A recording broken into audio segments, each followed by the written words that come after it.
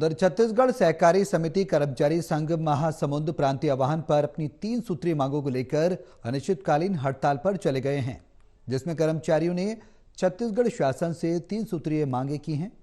सहकारी समितियों के कर्मचारियों का कहना है कि सालों से वो सरकारी समितियों में काम कर रहे हैं, लेकिन उन्हें अन्य सरकारी कर्मचारियों की तरह नहीं माना जाता, ना ही सरकारी कर्मचारियों की तरह लाभ मिल रहा है। जब तक छत्तीसगढ़ शासन उनकी मांगों को पूरा नहीं करता, तब तक ये अनिश्चितकालीन हड़ताल जारी रखेंगे। दूसरे जिला कर्मचारी संघ का संरक्षक हूं मैं। हम लोग अपने 3 सूत्री मांग को लेकर के 1 तारीख से धरना में बैठे हुए हैं।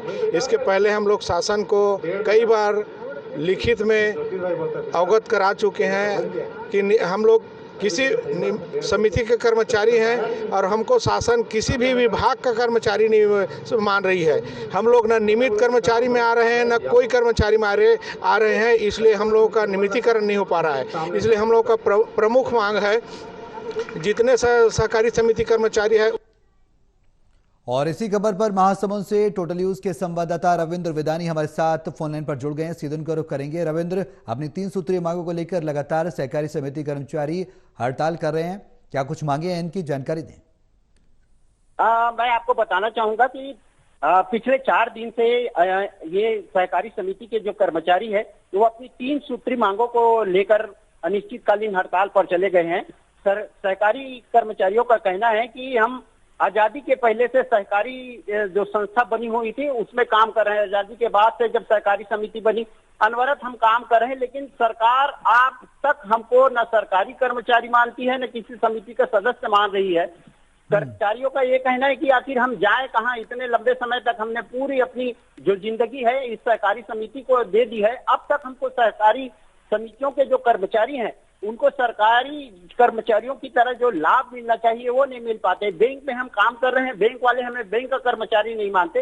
आखिर हम जाए तो जाए कहाँ। पिछले लगातार कई सालों से हम अपनी मांगे सरकार से करते रहे हैं, बावजूद इसके सरकार इस दिशा में कोई पहल नहीं कर रही है। और सहकारी समिति के जो कर्मचारी हैं उन कर्मचारियों को राज्य सरकार जो है सरकारी कर्मचारियों का दर्जा नहीं दे रही। इनकी जो मुख्य मांग है वो मैं आपको बताना चाहूंगा। इनका जो मुख्य मांग है वो नियमितीकरण की मांग है। सरकारी जो वैकेंसियां हैं बैंकों में, उस वैकेंसियों को सीधी भर्ती ना करके जो सहकारी समिति के जो कर्मचारी हैं वो कर्मचारियों को इसमें भर्ती की जाए, ये इनकी मांगे रही है। पूरे जिले भर में और पूरे राज्य भर की मैं संख्या बताऊंगा, लगभग 2058 सहकारी समिति हैं जहां लाखों की संख्या में कर्मचारी काम कर रहे हैं। लेकिन दुर्भाग्य ये है उनके लिए कि अब तक किसी भी सरकार ने उन्हें सरकारी कर्मचारी का दर्जा नहीं दिया। बिल्कुल रविंद्र, ऐसे में सवाल यही है कि आखिर सरकार उनकी मांगों को कब तक पूरा करती? क्या लंबे समय से आंदोलनरत कर्मचारियों को क्या कुछ राहत मिल पाती है? सरकार की तरफ से कुछ आश्वासन दिया जाता है? ये देखने वाली बात होगी। बहुत शुक्रिया तमाम जानकारी के लिए।